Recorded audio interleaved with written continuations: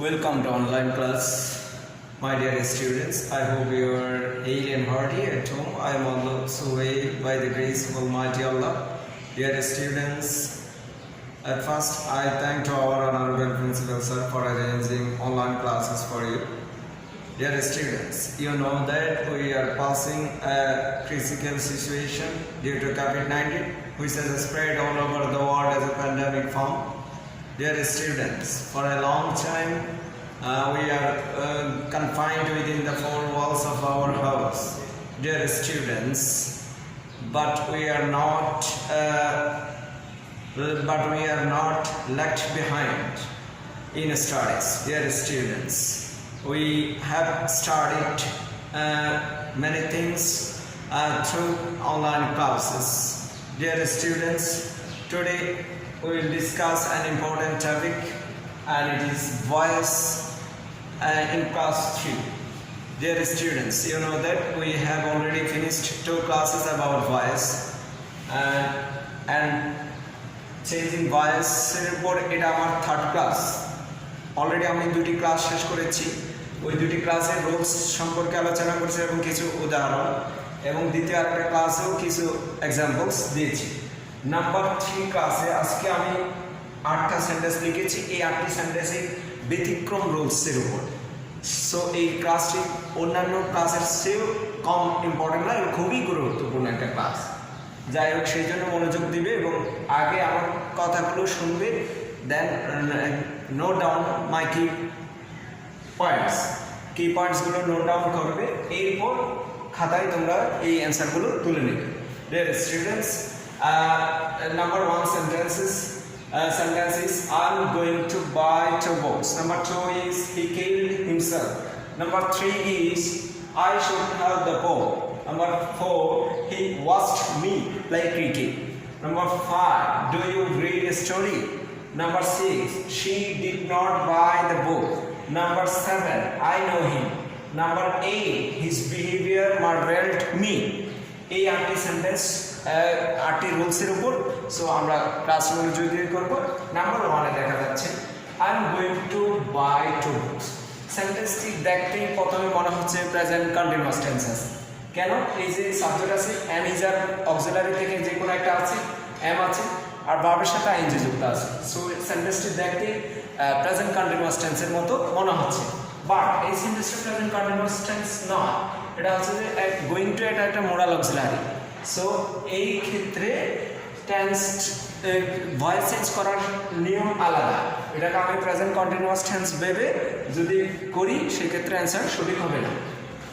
যাই হোক, মোরাল অক্সিলারিগুলো কোনগুলো আমি আরেকটু স্মরণ করাই দিই। Can could, may might, should would, shall will, have to, has to, had to, am to, is to, are to, going to, must, need, এই ডিয়ার, এইগুলো হচ্ছে মোরাল অক্সিলারি। স্টুডেন্টস, অ্যাক্টিভ থেকে প্যাসিভ, অ্যাক্টিভ ভয়েস থেকে passive voice করার রুলসগুলো আরেকটু স্মরণ করাই দিচ্ছি। 4টা স্টেপ ফলো করতে হবে। 1 নম্বর স্টেপ হচ্ছে যে অবজেক্ট যেটা থাকে সেটাকে সাবজেক্ট করে দিতে হবে। নাম্বার 2, টেন্স এবং সাবজেক্ট অনুযায়ী অক্সিলারি ভার্ব ইউজ করতে হবে। নাম্বার 3, ভার্বের সব সময় পিপি ফর্ম বসাতে হবে, মানে পাস্ট পার্টিসিপল ফর্ম বসাতে হবে। এরপর বাইরের পরে সাবজেক্ট এর অবজেক্টিভ ফর্ম বসাবো। এই 4টি স্টেপ ফলো করলে, আমি মনে রাখতে পারলে আমি অ্যাক্টিভ ভয়েস থেকে প্যাসিভ ভয়েস করতে পারবো। যাই হোক, এখানে অবজেক্ট হচ্ছে যে 2 বুকস। এই 2 বুকস, এই আমি অ্যান্সারটা এদিকে লিখি। আনস নাম্বার 1, 2 বুকস যেটা অবজেক্ট আছে সেটাকে সাবজেক্ট করে দিলাম 2 বুকস। এরপর এখানে অক্সিলারি আছে এম, কিন্তু এখানে সাবজেক্ট হচ্ছে 2 বুকস, সেই জন্য এখানে সাবজেক্ট ছিল আই, যার কারণে এম দিয়েছিলাম। কিন্তু এখানে সাবজেক্টের 2 বুকস, সেই জন্য কি আমরা এম দিব নাকি ইজ দিব নাকি আর দিব? আর দিব, আর 2 বুকস আর। এরপর গোয়িং টু থাকলে সেটা গোয়িং টুই বসে যায়, গোয়িং টু, গোয়িং টু। কারণ বলেছিলাম এটা মোরাল অক্সিলারি, সেই জন্য গোয়িং টু বসে যাবে। এরপর মোরাল অক্সিলারি যুক্ত সেন্টেন্সকে প্যাসিভ করার সময় একটা বি যুক্ত করতে হয়, সেই জন্য বি দিয়েছি। 2 books are going to be. এরপর বাইরের V3 ফর্ম বা পাসওয়ার্ড ফর্ম হচ্ছে বট, BOUGHT, বট। এরপর সাবজেক্ট আই আছে, সেটা পরিবর্তন হয়ে বাই এর পরে মি হয়ে যায়। এই হচ্ছে সঠিক answer. 2 books are going to be bought by me, এই হচ্ছে সঠিক অ্যান্সার। এরপর নাম্বার 2 তে যাব। আমি প্রথম সেন্টেন্সটা মুছে দিচ্ছি। 2 নম্বর অ্যান্সারটা উপরে লিখতেছি। He killed himself. যদি এরকম সেন্টেন্সে হিমসেলফ, হারসেলফ, দেমসেলফ, মাইসেলফ এই জাতীয় ওয়ার্ডগুলো থাকে, তখন এই হিমসেলফ, হারসেলফ, মাইসেলফ এই জাতীয় ওয়ার্ডগুলোকে বলে রিফ্লেক্সিভ প্রোনাউন। রিফ্লেক্সিভ প্রোনাউন থাকলে সেই ক্ষেত্রে অ্যাক্টিভ থেকে প্যাসিভ আমরা নর্মালি এদিক থেকে শুরু করি, কিন্তু এদিক থেকে শুরু হয়ে যাবে যদি এরকম রিফ্লেক্সিভ প্রোনাউনগুলো থাকে। তার মানে এখানে হি আছে, অ্যান্সারে লিখতেছি হি আছে, আমিও হি দিই। এবার হি কিল্ড হিমসেলফ, এই সেন্টেন্সটা পাস্ট ইনডিফিনিট আছে, সেই জন্য আমরা দিব ওয়াজ। অক্সিলারি কি দিব? ওয়াজ। হির সাথে আমরা ওয়াজ ইউজ করি, সেই জন্য ওয়াজ দিয়েছি। এম ইজার দেওয়া যাবে না, কারণ কি এটা সেন্টেন্সটা পাস্ট ইনডিফিনিটে, সেই জন্য হি ওয়াজ। এরপর কিল্ড আছে, কিল্ড লিখব, কিল্ড। এরপর বাই দিয়ে এই হিমসেলফটা লিখব। এই হচ্ছে সঠিক answer. He was killed by himself. আবার বলি, যদি হিমসেলফ, হারসেলফ, দেমসেলফ, মাইসেলফ এই জাতীয় কোনো ওয়ার্ড থাকে, সেগুলোকে বলে যে রিফ্লেক্সিভ প্রোনাউন। রিফ্লেক্সিভ প্রোনাউন যুক্ত সেন্টেন্সকে বেসিক করার নিয়ম হচ্ছে এদিক থেকে শুরু করতে হবে। সাবজেক্ট আছে, সাবজেক্ট দিয়েছি, এই সেন্টেন্সটা পাস্ট ইনডিফিনিটে, সেই জন্য অক্সিলারি হিসেবে ওয়াজ দিয়েছি। ভার্ব ইডি লাগবে, ভার্বের পাস্ট পার্টিসিপল ফর্ম লাগবে। কিল্ডের পাস্ট পার্টিসিপল ফর্ম কিল্ডি, কোনো পরিবর্তন হবে না। তারপর বাই দিয়ে হিমসেলফ ওয়ার্ডটা বসিয়েছি। এই হচ্ছে সঠিক অ্যান্সার।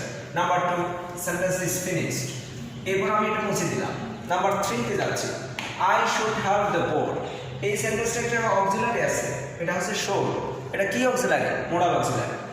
কিছুক্ষণ আগে বলেছিলাম মোডাল অক্সিলারি যুক্ত সেন্টেন্সকে কিভাবে প্যাসিভ করব। যথারীতি আমরা দ্য পোর, এটা অবজেক্ট, সেটাকে সাবজেক্ট করে দিই, দ্য পোর। এরপর শুড আছে, শুড দিব। মোডাল অক্সিলারি যেটা থাকে সেটা বসাতে হয়। শুড আছে, শুড দিয়েছি। শ্যাল থাকলে শুড হবে এরকম না, ক্যান থাকলে কোট হবে এরকম না, ক্যান থাকলে ক্যানে, কোট থাকলে কোটে। দ্য পোর শুড, এরপর একটা বি বসাতে হয়। মোডাল অক্সিলারি যুক্ত সেন্টেন্সকে প্যাসিভ করার সময় মোডাল অক্সিলারির পর একটা কি যুক্ত করতে হয়? বি। এরপর ভার্বের ভিতরে লাগবে, হেল্পের ভিতরি ফর্ম হেল্প। এরপর বাই, এখানে আই আছে পরিবর্তন হয়ে me.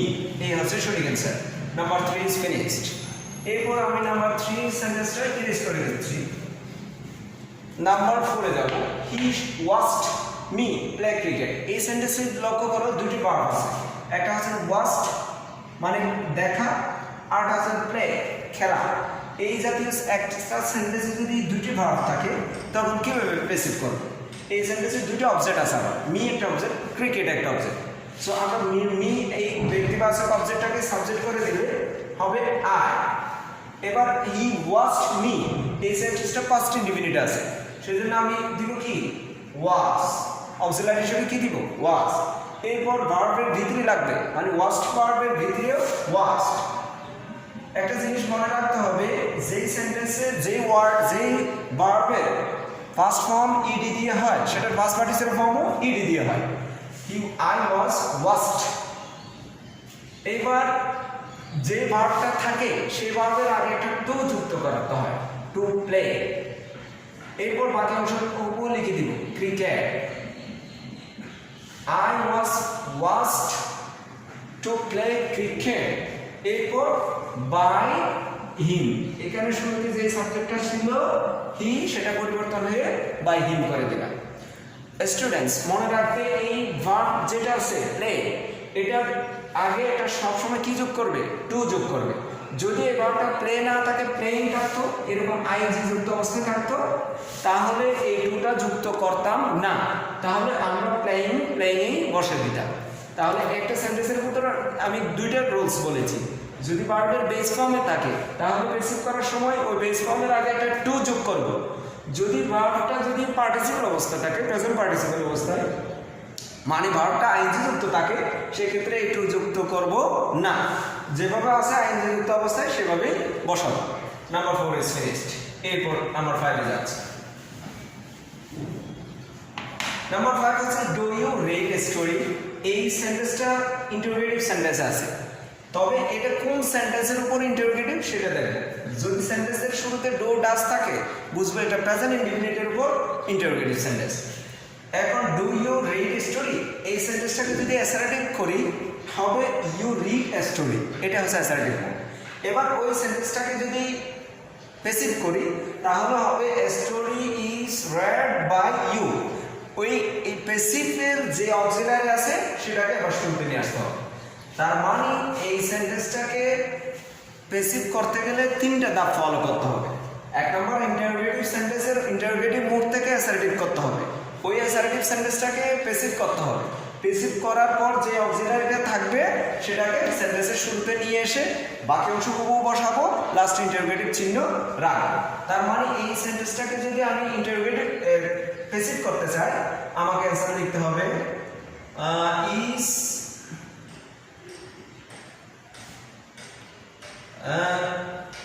do you read a story? Is a story read এর তিনটা ফর্ম যেহেতু একই সেজন্য read by you। আবার বলি do you read a story, এই সেন্টেন্সটা ইন্টারোগেটিভ, এটাকে যদি অ্যাসার্টিভ করি তাহলে ডুটা মাইনাস করে দিলে বাদ করে দিলে you read a story, এটা অ্যাসার্টিভ। এবার এই অ্যাসার্টিভ সেন্টেন্সটাকে যদি আমি প্যাসিভ করি হবে story is read by you, এটা প্যাসিভ।